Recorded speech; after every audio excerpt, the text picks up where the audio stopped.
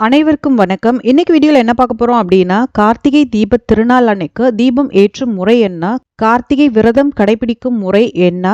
தீபங்கள் எந்த எண்ணிக்கையில ஏத்தணும்? எப்படி ஏத்தணும்? எவ்வளவு நேரம் தீபம் எரிய விடணும்? சொல்ல வேண்டிய மந்திரம் என்ன? விரதம் கடைபிடிக்கிறதுனால உண்டாகும் பலன்கள் என்ன? அப்படின்ற எல்லா டீடைல்ஸுமே நம்ம வீடியோல பார்க்கலாம். ஸோ இப்போதான் நம்ம சேனலை ஃபர்ஸ்ட் டைம் பார்க்குறீங்க அப்படின்னா மறக்காம சப்ஸ்கிரைப் பண்ணிட்டு வீடியோவை ஸ்கிப் பண்ணாம கடைசி வரையும் பாருங்க. ரொம்பவே யூஸ்ஃபுல்லா இருக்கும். வாங்க வீடியோக்குள்ள போலாம். திருக்கார்த்திகை அப்படின்னாலே நம்ம நினைவுக்கு வருவது விளக்கும் திருவண்ணாமலை தீபமும் தான். முக்தி தரும் தலங்கள்ல ஒன்னா திகழ்றது திருவண்ணாமலை. மலைய வணங்கினாலே சிவபெருமான வணங்கிய பலன் நமக்கு கிடைச்சிடும். அத்தகைய சிறப்பு வாய்ந்த அண்ணாமலை சிவபெருமான் நித்தியவாசம் செய்யும் கைலாய மலைக்கு இணையானதா சொல்லப்படுது. யாரு தன்னை சரணாகதி அடையறாங்களோ அவங்களுக்கு எளிமையா அருள் புரியக்கூடிய தெய்வமா கருதப்படுறது அண்ணாமலையார். பஞ்சபூதங்கள்ல அக்னி தலமாவும் நம்ம நினைச்ச உடனே முக்தி தரும் ஆன்மீக தலமாவும் இருக்கிறது திருவண்ணாமலை. இங்க இருக்கிற அருணாச்சலேஸ்வரர் கோயில்ல நடக்கிற முக்கியமான விழாக்கள்ல முதன்மையான விழா கார்த்திகை மாசத்துல வர திருக்கார்த்திகை தீப திருவிழா.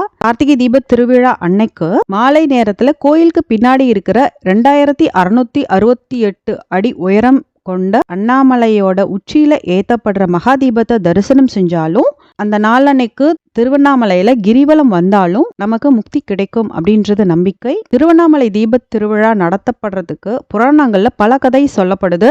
திருக்கார்த்திகையோட முக்கிய அம்சம் என்ன அப்படின்னு பார்த்தோம்னா, அடிமுடி காண முடியாத ஜோதி வடிவமா விஷ்ணுவுக்கும் பிரம்மாவுக்கும் சிவபெருமான் காட்சி கொடுத்த நாள் திருக்கார்த்திகை திருநாள். அதே மாதிரி முருகப்பெருமான வளர்த்த கார்த்திகை பெண்களை வானத்துல எப்போதுமே நட்சத்திரமா ஜொலிக்கணும் அப்படின்னு சொல்லி சிவபெருமான் செஞ்ச அந்த நாள் தான் கார்த்திகை திருநாள். அது மட்டும் இல்லாம பார்வதிக்கு தன்னுடைய உடல்ல சரிபாதிய கொடுத்து சிவபெருமான் அர்த்தநாரீஸ்வரரா காட்சி கொடுத்த நாளும் திருக்கார்த்திகை திருநாள்.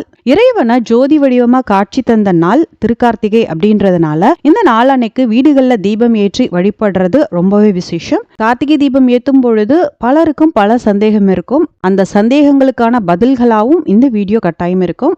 இந்த வருஷம் கார்த்திகை தீப திருவிழா என்னைக்கு வருது அப்படின்னு பார்த்தோன்னா, டிசம்பர் 3 புதன்கிழமை அன்னைக்கு தீப திருவிழா வருது.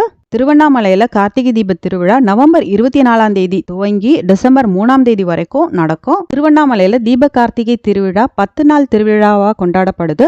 பரணி தீபம் ஏற்றும் நேரம் ஏற்றும் முறை என்ன அப்படின்றது பார்க்கலாம். பரணி தீபம் தீப திருவிழா முன்னாடி நாள், அதாவது டிசம்பர் 2ஆம் தேதி மாலை 6 மணிக்கு நம்ம வீட்டுல பரணி தீபம் ஏத்தணும். பரணி தீபம் எப்படி ஏத்தணும் அப்படின்னு பாத்தீங்கன்னா, 5 அகல் விளக்க நல்லெண்ணெய் விட்டு பஞ்சுத்திரி போட்டு நம்ம தீபம் ஏத்தணும். வீட்டோட வாசல்லையும் துளசி மாடத்திலையும் சாமிக்கு முன்னாடியும் நம்ம விளக்கு ஏத்தணும். 27 விளக்குகள் ஏற்று முடிஞ்சிச்சு அப்படின்னா தாராளமா ஏத்தலாம். ஆனா 5 விளக்கு கட்டாயம் நம்ம ஏத்தணும். இந்த தீபம் ஏன் ஏத்துறோம் அப்படின்னு பார்த்தோம்னா, கார்த்திகை தீபத்தை வரவேற்கிற விதமாவும் வீட்டையும் மனசையும் ஒளிர செய்யற விதமாவும் பரணி தீபம் ஏத்துறோம். வீட்டில் விளக்கேத்தி சிவபெருமான வழிபட்டோம் அப்படின்னா எல்லா நலன்களும் நமக்கு கிடைக்கும் அப்படின்றது நம்பிக்கை.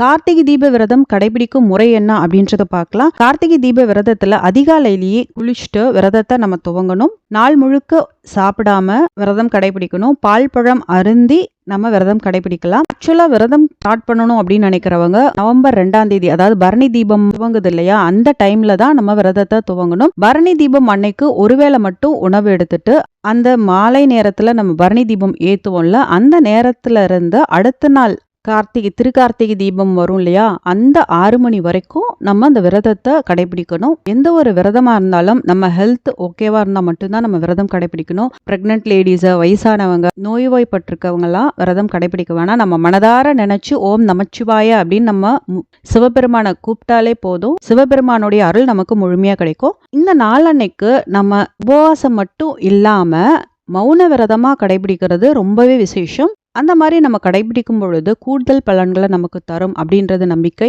நீங்க ஏதாவது ஒரு வேண்டுதலை வச்சுட்டு நீங்க விரதம் கடைபிடிச்சு பாருங்க, உங்க வேண்டுதல் கட்டாயம் நடக்கும். திருக்கார்த்திகை அன்னைக்கு அதிகாலையிலேயே குளிச்சுட்டு சிவபெருமான் முருகப்பெருமான் படங்களை தொடச்சு சந்தன குங்குமம் வச்சு நம்ம பூக்களால அலங்காரம் பண்ணிட்டு வில்வ மாலை இருந்துச்சு அப்படின்னா வில்வ மாலை நம்ம சாத்தலாம். சிவபெருமானுக்கு உரிய பாடல்கள் பாடி வில்வ இலையால அர்ச்சனை பண்றது ரொம்பவே விசேஷம். முருகப்பெருமானுக்கு அரளிப்பூ மாலை சாற்றி முருக மந்திரம் சொல்லி நம்ம காலையில விரதத்தை துவங்கணும். உங்களால முடிஞ்சுச்சு அப்படின்னா காலையும் மாலையும் 2 வேளையும் நம்ம கோயிலுக்கு போயிட்டு வர்றது ரொம்பவே நல்லது.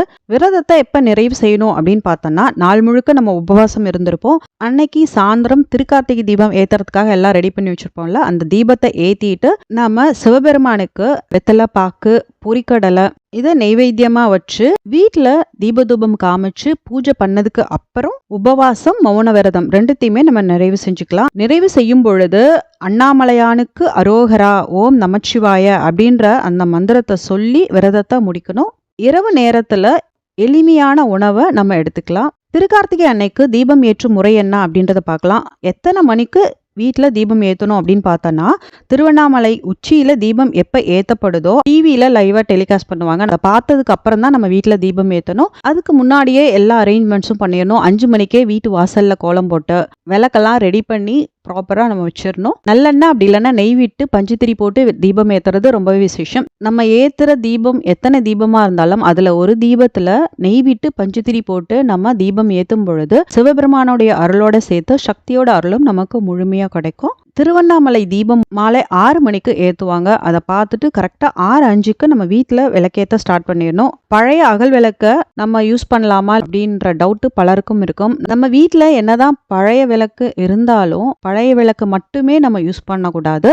அது கூட சேர்ந்து புதுசாக ஒரு 10 விளக்கோ அப்படி இல்லைன்னா 5 விளக்கு இல்லைன்னா 3 விளக்காவது நம்ம வாங்கி அந்த புது தீபத்தில் நல்லெண்ணெய் விட்டு பஞ்சுத்திரி போட்டு நம்ம ஏற்றணும். நம்ம என்னைக்கு தீபம் ஏற்ற போகிறோமோ முதல் நாள் அன்னைக்கு எல்லா விளக்கையும் தண்ணியில் நனைச்சு நல்லா காய வச்சு அகல் விளக்குக்கு மஞ்சள் குங்குமம் வச்சு ரெடியா வச்சுக்கணும். சில பேர் ரொம்ப ஈஸியா இருக்கும் அப்படின்னு சொல்லிட்டு அந்த எலக்ட்ரிக் தீபம் வாங்கிக்கிறாங்க. ஜஸ்ட் தண்ணி அதுல ஊத்தினா போதும், தீபம் எரியற மாதிரியான ஒரு எஃபெக்ட் இருக்கும். இதெல்லாம் வந்துட்டு ஷோக்கு நல்லா இருக்குமே தவிர நம்ம ரியல் லைஃப்க்கு அதெல்லாம் நல்லா இருக்காது. ஒரு தீப திருநாள் அண்ணாமலையாரை வரவேற்கிறதுக்காக ஏத்துற ஒரு தீபம் அப்படிங்கும் பொழுது இந்த மாதிரி தீபம் ஏத்துறதெல்லாம் சுத்தமா வேஸ்ட். அது உங்களுக்கு வேணும் அப்படின்னா நீங்க அழகுக்காக ஒரு சில இடத்துல நீங்க வச்சுக்கலாம். ஆனா ஆக்சுவலா 27 தீபம் நம்ம நல்லெண்ணெய் விட்டு பஞ்சுத்திரி போட்டு தீபம் கட்டாயம் ஏத்தணும்.